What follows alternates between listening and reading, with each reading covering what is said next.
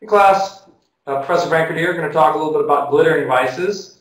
So you've just started the book, I was so happy to hear that many of you really enjoyed the first set of readings, and they were things that were thinking about the vices in a different way. I know that when I read the book, that was certainly true of me. I haven't really thought about vice that much. I mean, I think about sin and things that I might be need to work on, tendencies of my own, but never really vice as the opposite of virtue and sort of these deep-seated patterns of behavior. And so the book was really helpful for me. I actually think it'd make a great sermon series. I don't know, I guess I'm selling that to you as pastors. I don't get a chance to preach much, so I have to use it in my classes, but or even a small group, a book to go through in terms of talking about these vices, because I think it's something that many Christians just don't think about or know that much about.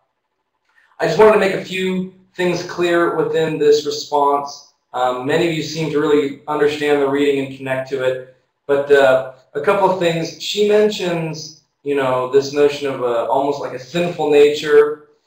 She mentions vice and she mentions sin, and those things are not the same. You basically have three distinct sort of levels, is the way my brain thinks of it, or categories, and they move from very broad to very particular. So she argues that, right, we have this sinful nature, this tendency towards pride, selfishness. It makes us attracted to vices, makes us attracted to those kinds of things, right? And this is just a general nature that we've sort of inherited as a result of our biological ancestry, or as a result of Adam and Eve and the fall. But that's the largest category, this general sense. Within that, there are specific vices that some of us develop, patterns of behavior related to envy, or gluttony, or lust, or pride, or vainglory. And our sinful nature is this really large general thing, this tendency to sin. The specific vices are a deep-rooted pattern in a specific area, right? And then specific sins are the particular actions that we commit, right? So if we work the other way, from particular to general, looking at pornography would be a sin. It's often a symptom of a deeper root or pattern of vice like lust. And lust is something that we often are attracted to because of our general sinful nature. So that's sort of how those three distinct levels work. And I think often we focus so much on the sins, the specific violations.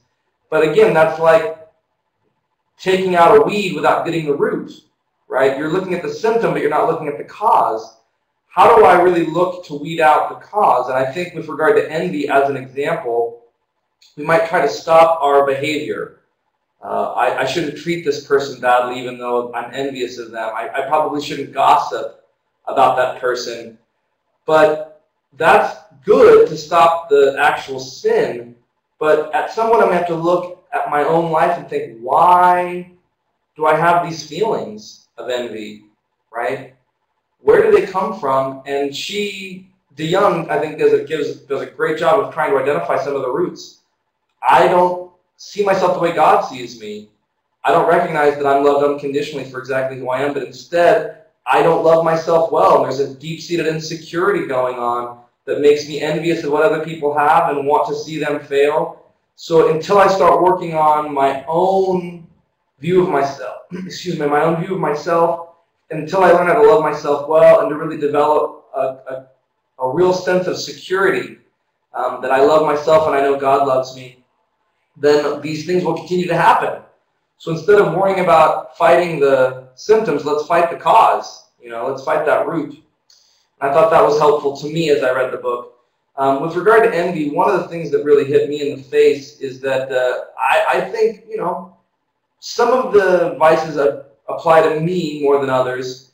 And I thought to myself as I was reading, like, I don't think I struggle with envy that much, Then I started thinking of the little ways that I do, and maybe not so little ways. One of the first things I thought of, which is kind of a shallow example, but kind of highlights the point for me, is I love watching the Yankees fail. I love sports and I like baseball, and man, I cannot tell you, when there's a conspiracy surrounding A-Rod and steroids, I am just made so happy. I'm a Mets fan.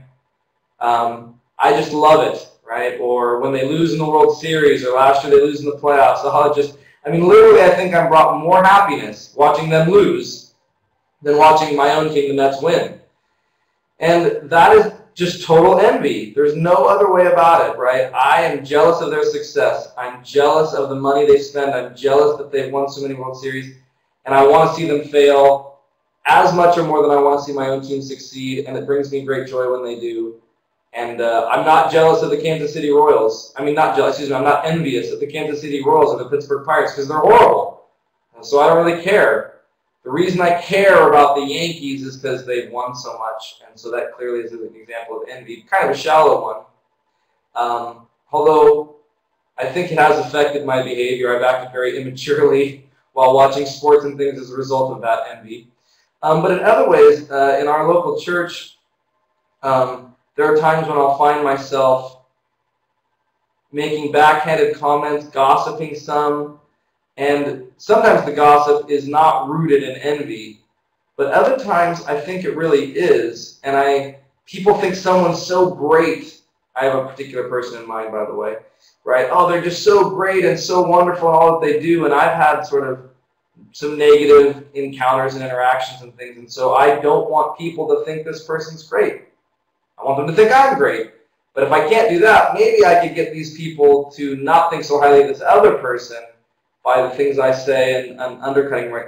And in my mind, I think, well, I just want people to know the truth about them. But I'm not sure that's true. I think it's just an insecurity in myself that comes out as envy, and the specific sin that results from that is gossip and backbiting. I think I'm not alone. I think you probably deal with that too, and so that might help in terms of making this concrete.